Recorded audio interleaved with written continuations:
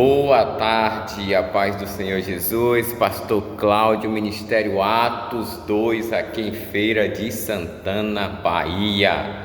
Bem-vindo ao meu canal do YouTube. E você que está me acompanhando, que está seguindo, e você que ainda não segue, aciona aí o sininho aí em cima, se inscreva e compartilhe as mensagens. Esse canal que vai ter como um título principal o tema Resgatando Vidas.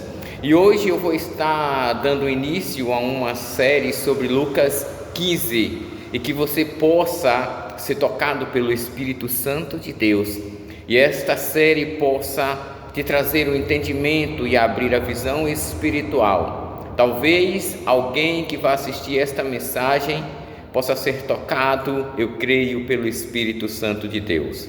Então hoje eu inicio essa série em Lucas 15, onde Jesus conta três histórias em uma única parábola. Eu vou fazer a leitura hoje da primeira parte e amanhã eu venho com a segunda e logo depois a terceira.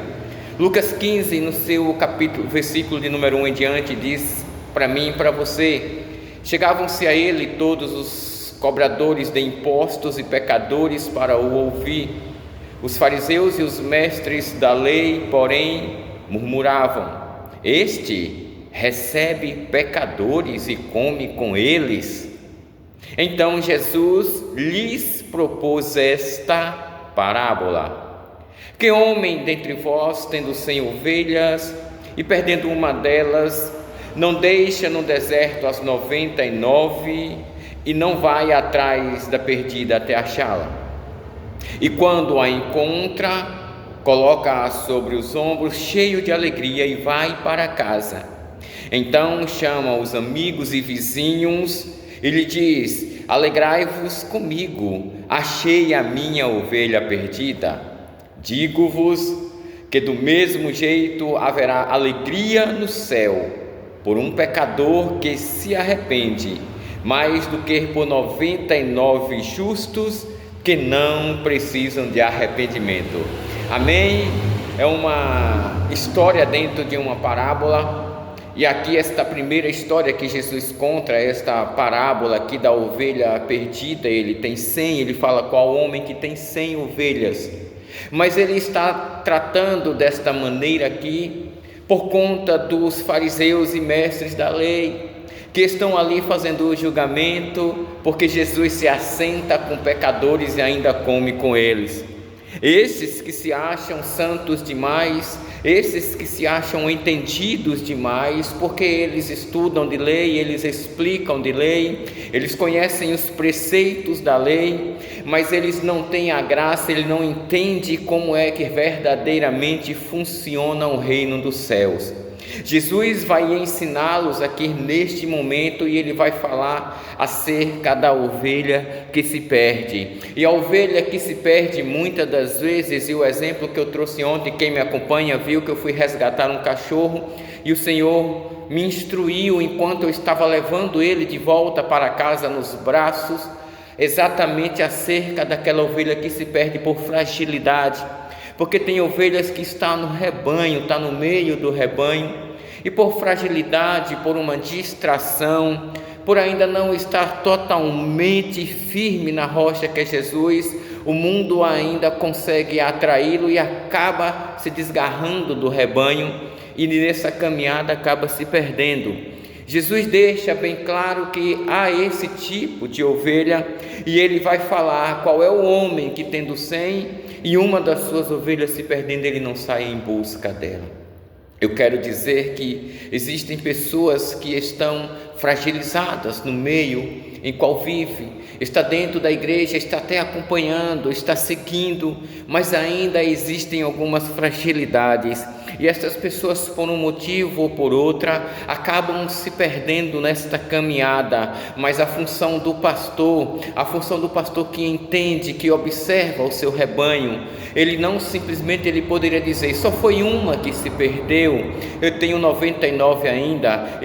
Há quem diga, e eu ouvi líderes que falaram bem assim: olha, não se preocupa não, se uma ovelha sair do ministério, Deus vai mandar 10, vai mandar 50, não vai atrás não, eu tenho que saber o que foi que aconteceu com esta ovelha, por que ela saiu, por que ela se perdeu nesta caminhada.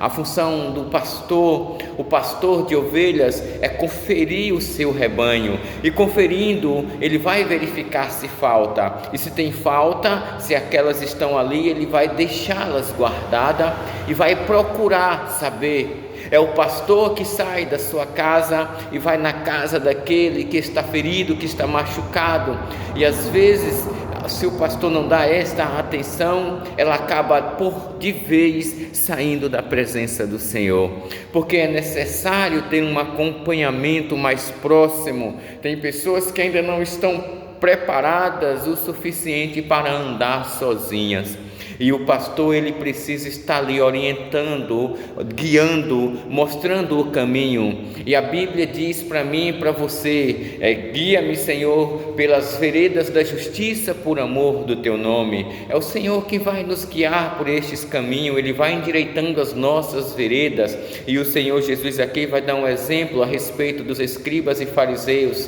São pessoas que até conhecem de Bíblia, são pessoas que até pregam, eu vou aplicar nos dias de hoje, são pessoas que pregam, são pessoas que estão nos púlpitos, nos altares, mas quando uma ovelha sai do rebanho, ele não se preocupa em saber o que foi que aconteceu.